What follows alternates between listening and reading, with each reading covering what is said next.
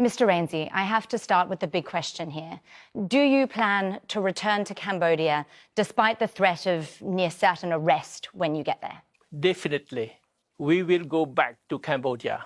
It is not only our right, but it's our duty to go back to our country, to our home country. How soon could we see you go back to Cambodia, and how do you plan to get there? There have been a number of logistical challenges so far. Things can change because we are combining internal pressure with external pressure on the Hun Sen regime so that they will let us in a peaceful way. We will go back to Cambodia. Mr. Rainsy, talk me through your decision to return to Cambodia at this time, because I know you set a self-deadline almost of the 9th of November, and we are having this European Union decision that we will hear about on Tuesday about the preferential trade agreement. And you talked about internal and external pressure. So is this a strategic time then for you to go back to Cambodia in the hope that you might be able to leverage some of that for some change? Yes, very much so. Had the Thai government not prevented me from going back to Cambodia, I would have been in Cambodia already by the 9th of November. But now there is another important date when the European Union is going to release their report and make their decision whether to suspend the system of trade privileges or not. And this is a very powerful leverage to put pressure on the Hun Sen regime to restore democracy. So, Mr. Rainsy, then let me ask you the question again. When do you expect to return to Cambodia? It can be any time because the population is still mobilized. Our network is ready and the international pressure is mounting. So we are at a turning point. I would say at a tipping point. You talk about this tipping point. It's also a tipping point potentially for the CNRP. I know Kem Sokha has now been released from house arrest, but he is still facing restrictions and isn't allowed to participate in politics. I know you and he have had some differences of opinion in the past. So where do you see your role in the party now? We will call for a popular uprising. If Hun Sen does not restore democracy, then there will be international sanction. Factories will be closed. Workers, hundreds of thousands of workers will lose their job. Then we will call on those factory workers and their families to rise up. It is because of Hun Sen that they lose their job. If we don't do anything, they will lose their job. So we have to do our best to preserve the jobs of hundreds of thousands of workers and the livelihoods of their families. When you say you're calling for a popular uprising, then, is there a concern that there could be violence? We have seen this crackdown on the part of the government, and now you're asking potentially thousands of people to come out onto the street, and there has been a lot of violence in Cambodia in its history. Could there be a civil war? No, we will follow the example of the Filipino people in 1996 when there was a peaceful popular uprising, forcing the dictator at that time, Ferdinand Marcos, to flee the country. I think this can happen in Cambodia with Hun Sen also fleeing the country under the pressure from the crowd.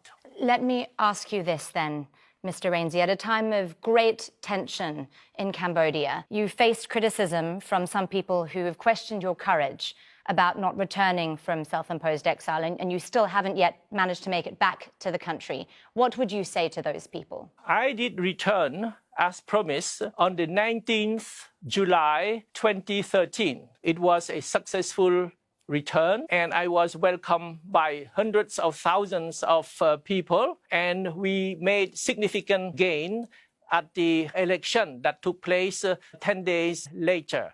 Had the election been honest and transparent, free and fair, we would have won already. So in the meantime, the popular discontent against the Hun Sen regime has increased. So the people are really waiting for a change, a positive change, a democratic change. They are waiting for a signal. The signal will be the return of the CNRP, the opposition leadership. Once we are in the country, there will be a popular uprising. We call on the army not to shoot at us and to turn their gun against the dictator. So this will be really the tipping point. How much has that changed things? Has that given you some leverage in terms of encouraging perhaps Western nations who might want to curtail Chinese influence in the region to maybe get a little bit more proactive about what's happening in Cambodia? Yes, this is a real source of concern. Cambodia is becoming a Chinese colony. For the first time, we see China sending hundreds of thousands of settlers. They are not ordinary tourists. They have come to Cambodia to stay, to settle there. So we are very worried. And they bribe the authorities to take our land, to take our jobs. They behave as if they were the master of the land. So the Cambodian people are very upset. And on top of that, the Hun Sen government have given China a lot of facilities, and those facilities can be turned into military facilities overnight, very quickly. So it is not only a source of concern for economic reason, but it is a source of tension in the region. This can threaten peace and stability in the region. It is why the issue of restoring democracy in Cambodia and the issue of maintaining Cambodia's neutrality, preventing China from building military capacity in Cambodia are interrelated. Hun Sen has chosen to be on China's side. This is a danger not only for Cambodia, but for the whole region. So restoring democracy in Cambodia means also ensuring Cambodia's neutrality and independence and preventing any foreign power from building any military facility in Cambodia.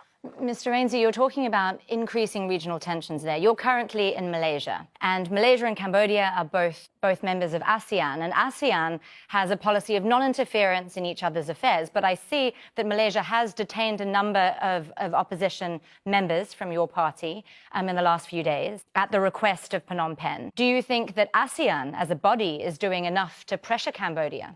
Things are changing. I think the values of democracy, of human rights are being promoted more and more clearly by a number of ASEAN countries. I'm thinking of Malaysia, I'm thinking of Indonesia. So I think things are changing. And I'm very grateful to the Malaysian government for allowing the CNRP leadership to be on Malaysia's soil. Even though this makes Hun Sen very angry, but they have made it clear that Malaysia is an independent country and Malaysia wants to uphold universal values of human rights and democracy. And Malaysia set a good example when the opposition won the last election. This gave a lot of hope to the Cambodian people because of the similarities between the two countries. Let me ask just one last question then to Mr. Rainsy. At this point, do you personally, having been out of the country for all these years and potentially returning very soon, do you feel hopeful for your country at this stage? Yes, very much so, because there is not only the issue of restoring democracy in Cambodia, but the issue of China's expansionist policy. With democracy restored in Cambodia, Cambodia will be a factor of peace, and Cambodia will not allow China to build any military facilities. I think this consideration has opened the discussion about Cambodia. And we will leave it there for now. It's a story we'll be continuing to watch very closely. Thank you to all of our guests, Sam Rainsy, Graham Ongweb and Benjamin Zawaki.